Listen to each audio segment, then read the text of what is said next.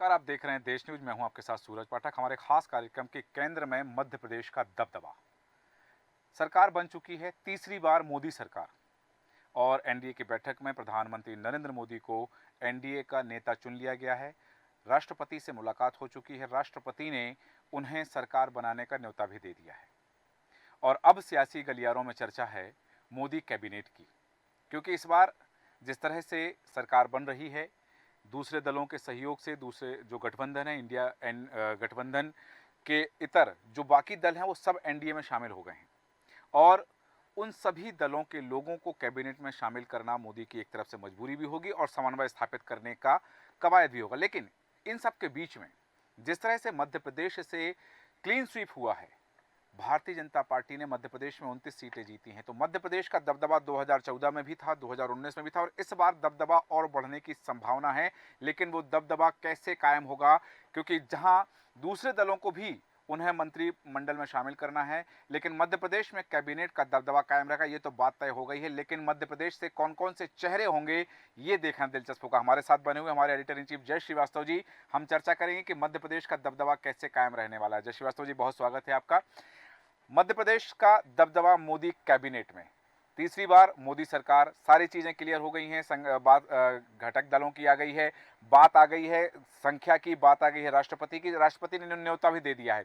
अब जब 9 जून को मंत्रिमंडल भी शपथ लेगा, प्रधानमंत्री नरेंद्र मोदी भी शपथ लेंगे, या हो सकता है बाद में मंत्रिमंडल विस्तार भी हो कुछ दिन बाद। इन सब के बीच में बात करें मध्य प्रदेश की, तो मध्य प्रदेश का दबदबा कैसे रहने वाला है, कौन कौन से चेहरे मध्य प्रदेश के ऐसे होंगे जो मोदी कैबिनेट में शामिल हो सकते हैं, और वो क्यों शामिल हो सकते हैं? देखिए, यहाँ से 5 मंत्रियों को बनाया जाना सुनिश्चित है, जी जिसमें एक नाम ज्योतिरादित्य सिंधिया वो बिल्कुल फाइनल है। जी बाकी नामों पर जो है मैं बात करूं, लेकिन एक चौंकाने वाला नाम जो है आ सकता है, वो है हाल ही राज्यसभा में जो दिया है उमेश नाथ जी। जी। उमेश मुनि जी अनुसूचित जाति से आते हैं, हम्म। और मध्य प्रदेश में हमेशा आप देखिए उज्जैन से ही जो सत्यनारायण जटिया जी। उस समय यहाँ पर मंत्री हुआ करते थे। हम्म। उसके बाद थावरचंद गहलोत जी आए अनुसूचित जाति से, जी। फिर वीरेंद्र खटीक जी आए। हाँ। इस बार भी वीरेंद्र खटीक जी भले ही जीते हैं, हाँ।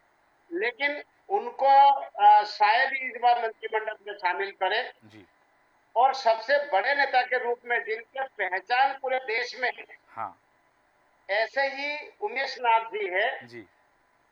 जिनके संभावना प्रबल है कि 9 तारीख को शपथ लेंगे। जी।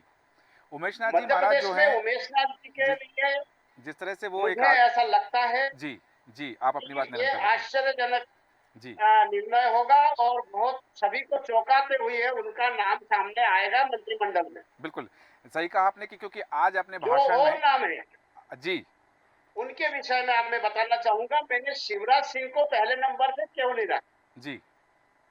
क्योंकि शिवराज सिंह के लिए 3 जगह नाम चल रहे हैं। हम्म। उनका नाम राष्ट्रीय अध्यक्ष के लिए भी चल रहा है। जी। अगर ऐसा होता तो फिर वो मंत्री नहीं बनेंगे। हाँ। स्पीकर के लिए भी नाम चल रहे हैं, हम्म। अगर स्पीकर बनते फिर मंत्री नहीं बनेंगे, जी। इसीलिए मैंने उनको पहले नंबर पे नहीं रखा। जी। तो ज्योतिरादित्य सिंधिया, उमेश नाथ जी, उसके बाद शिवराज सिंह जी, और नाम आता है फग्गन सिंह कुलस्ते। जी। अर्जुन मुंडा वहां से हार चुका है। हम्म। यही कारण है कि फग्गन सिंह कुलस्ते का नाम बहुत तेजी से आगे आया है, हम्म। और मध्य प्रदेश में एक आदिवासी मंत्री बनना सुनिश्चित है। हम्म। अगर फग्गन सिंह कुलस्ते जी को ड्रॉप किया जाता है, हम्म। तो 2 युवा नेता और भी है, जो एक जी। हिमाद्री सिंह शहडोल से जीती है। जी। दूसरा है सुमेर सिंह, जो राज्यसभा मेंबर है, जी। धार से वो ताल्लुक रखते हैं। जी। अब ऐसा होता है कि ये भी मान के चलिए कि अगर उमेश नाथ जी मंत्रिमंडल में शामिल होते हैं, हाँ। तो हिमाद्री के लिए चांस बढ़ जाएगा, क्योंकि एक मालवा से एक नेता ऑलरेडी जो है उसमें मंत्रिमंडल में शामिल हो चुके होंगे। जी। ऐसे स्थिति में सुमेर सिंह का नाम कट जाएगा, जी। और फग्गन सिंह कुलस्ते और हिमाद्री सिंह के बीच में टक्कर होगी। हम्म।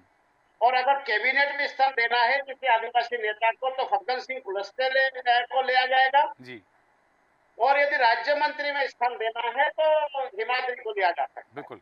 सही विश्लेषण किया अब आपने, लेकिन अजय यहाँ शिवराज आपने एक सिंह के बड़ा नाम विषय में लेकर के कहा, चौंकाया शिवराज है। सिंह एक बहुत कद्दावर नेता है, जी, उनके लिए ओपन मन से, क्योंकि मंत्री बनना तो उनका तय है, हाँ, इस स्थिति में यदि वो राष्ट्रीय अध्यक्ष या स्पीकर नहीं बनते। जी, एक और नाम है वीडी शर्मा, हाँ, उनका नाम भी लिया जा रहा है कि वीडी शर्मा भी यहाँ पर मंत्रिमंडल में शामिल होंगे। जी, उनके नाम भी मैंने इसीलिए ज्योतिरादित्य सिंधिया के साथ साथ नहीं रखा, हुँ, क्योंकि इनको भी संगठन में स्थान देने की बात चल रही है। जी, हो सकता है, आश्चर्यचकित बात ये भी हो सकता है कि उनको भी राष्ट्रीय अध्यक्ष के दौड़ में शामिल किया जाए। जी, तो यही कारण है कि अगर वीडी शर्मा राष्ट्रीय अध्यक्ष बनते हैं तो निश्चित रूप से वो मंत्रिमंडल में स्थान नहीं पाएंगे, बिल्कुल, और नहीं बनते तो 100% उनकी संभावना है कि वो राज्यसभा में या उसमें कैबिनेट में जा सकते हैं। बिल्कुल। यहाँ एक बड़ी बात आपने कही उमेश एक नाथ और महाराज नाम की। मैं उमेश लूंगा, नाथ महाराज के संदर्भ में जो आपने जो बात कही है, राकेश उस सिंह। बात को लेकर के एक बात ज़रूर आ जाती है, क्योंकि उमेश नाथ महाराज का जिस तरह से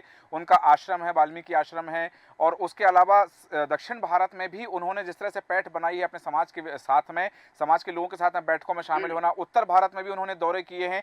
तो क्या ये कारण हो सकता है कि उमेश नाथ महाराज को मोदी चूंकि पूरे भारत में प्रसारित करना चाहते हैं कि उस वर्ग विशेष के वोट उनको मिल सकें, इसलिए शामिल करेंगे? देखिए, ये गणित ये बैठ रहा है कि दलितों ने, ऐसा माना जा रहा है, जैसे ही विपक्ष ने जी, ये मुद्दा उठाया कि बाबा साहब के द्वारा निर्मित जो संविधान है उसको बदलने जा रहे हुँ, हैं, इसके चलते नाराजगी के चलते अधिकतर लोगों ने, अधिकतर दलित समाज ने भारतीय जनता पार्टी को वोट नहीं दिए। जी, इसी के चलते उनको दलित समाज में एक नेता, स्थापित नेता जिनके राष्ट्रीय स्तर पे पहचान हो, हुँ, ऐसे व्यक्ति को मंत्रिमंडल में शामिल करके हुँ, ये जो गड्ढा गया है भारतीय जनता पार्टी, तो हुँ, उसकी भरपाई कर सकती है भारतीय जनता पार्टी। जी, तो इनसे अच्छे व्यक्ति मुझे, मेरे ख्याल से नहीं होगा कोई भी जो राष्ट्रीय स्तर पे पहचान रखता हो। जी, तो यही कारण है कि उमेश नाथ जी के लिए ये रास्ता बहुत आसान हो गया है, हुँ, क्योंकि दलितों को समेटना बहुत इजी होगा अगर उमेश नाथ जी को इस मुहिम में लगा दिया जाता है, और राज्यसभा से सीधे वो मंत्रिमंडल में शामिल हो सकते हैं। जी। जी पाठक जी। एक बात और यहाँ पर आती है कि आपने कहा कि ये जो एक गड्ढा हो गया उसे भरने के लिए, क्या ये दृष्टिकोण भी हो सकता है उमेश नाथ महाराज को मंत्रिमंडल में शामिल करने के पीछे कि एक संत का सम्मान किया जा रहा है भारतीय जनता पार्टी के द्वारा, यह भी प्रचारित किया जा सकता है? बिल्कुल, दो, एक तीर से दो निशाने हो सकता है। जी, एक, मध्य प्रदेश में दलित नेता के रूप में किसी न किसी को रखना ही है जी, मंत्रिमंडल में। जी, दूसरा, राष्ट्रीय स्तर का नेता चाहिए जिसकी पहचान राष्ट्रीय स्तर पे हो। जी, तीसरी बात, संत हो, जो धार्मिक धार्मिक एंगल वो भी आ रहा है, दलित एंगल वो भी आ रहा है। तो सारे चीजों का समावेश को देखते हुए उमेश नाथ जी का जो है मंत्रिमंडल में मुझे लगता है कि स्थान मिलना जी। तय है। बिल्कुल, आपने कहा कि स्थान मिलना उनका तय है और सबसे पहले आपने ज्योतिरादित्य सिंधिया का नाम लिया, बाद में उमेश नाथ महाराज और शिवराज सिंह चौहान और वीडी शर्मा के लिए आपने जो विश्लेषण दिया है कि वो मंत्रिमंडल में शामिल हो भी सकते हैं या फिर किसी और बड़ी जिम्मेदारी से उनको नवाजा जाएगा। लेकिन यहाँ मध्य प्रदेश के और कई नेता हैं जो मंत्रिमंडल में शामिल होने की कतार में हैं, उनके बारे में आपका और क्या कहना है? देखिए, यहाँ जो एंगल आप सोचिए कि ओबीसी से जी, जो पिछड़ा वर्ग है उसमें शिवराज सिंह जी भी आते हैं हाँ, और ज्योतिरादित्य सिंधिया भी आते हैं। हाँ, तो अगर दोनों को शामिल किया जाता है तो पिछड़ा वर्ग से किसी को लेंगे नहीं। जी, आदिवासी के रूप में फग्गन सिंह कुलस्ते और हिमाद्री के रूप में है। जी, दलित के रूप में अभी तक खटेक जी का नाम जो है वो लिया जा रहा था, लेकिन उमेश नाथ जी के नाम आने के कारण से हुँ, तो दलित, आदिवासी, पिछड़ा वर्ग, जी, ये तो इसमें समावेश हो चुका है। हुँ, बीडी शर्मा के रूप में जो है ब्राह्मण भी आ गए इसमें। जी, तो जो सोशल जो इंजीनियरिंग का नाम दिया जाता है जी, वो पूरी तरह से ध्यान में रखते हुए ये निर्णय लिया जा रहा है कि ये इन लोगों को ही शामिल किया जाए। बिल्कुल। ये लोग। ऐसे स्थिति में जी। एक आदिवासी, एक दलित और दो पिछड़े वर्ग का हम्म। अच्छा समावेश है। तो हो सकता है कि एक ब्राह्मण भी आ जाए इसमें, तो इसमें हो सकता है बहुत बेहतर ढंग से बिल्कुल। सरकार में ये मैसेज जाएगा। जी। और यदि बीडी शर्मा यहाँ से हटते हैं और केंद्र में कोई भी बड़ी जिम्मेदारी उनको मिलती है, हम्म। तो प्रदेश अध्यक्ष भी शायद नरोत्तम मिश्रा जी को बना दिया जाए। बिल्कुल।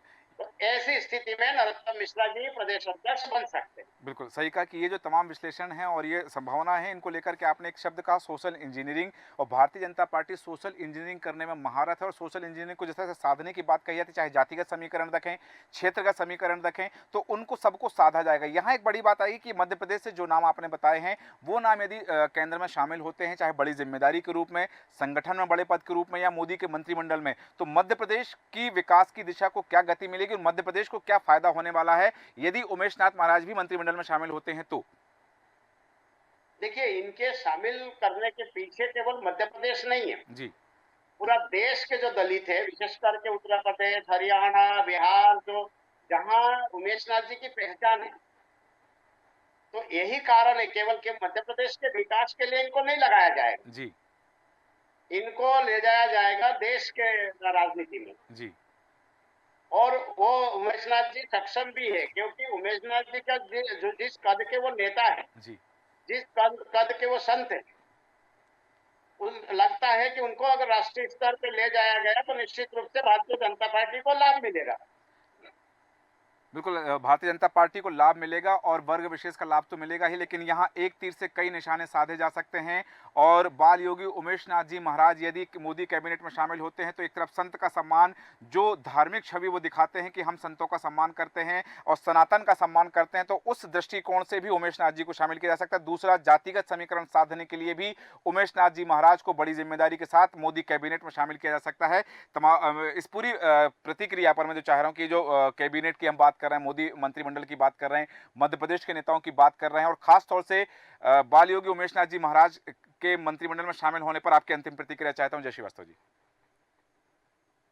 देखिए, मैं पहले भी बोल चुका हूं कि इनको लेना राष्ट्रीय स्तर पे दलितों के लिए जो है ये एक बहुत ही सौगात होगा, और उमेश नाथ जी को भी जो है एक मौका मिलेगा उनके कार्यशैली को प्रदर्शित करने का। जी। और मुझे लगता है कि ये बहुत बेहतर निर्णय भारतीय जनता पार्टी के लिए होगा कि उमेश नाथ जी को मंत्रिमंडल में स्थापित करके, मंत्रिमंडल को शामिल करके जी। जो दलितों की जो नाराजगी है जी। उसको दूर किया जा सकता है। चलिए, बहुत बहुत धन्यवाद तमाम विश्लेषण के लिए आपका।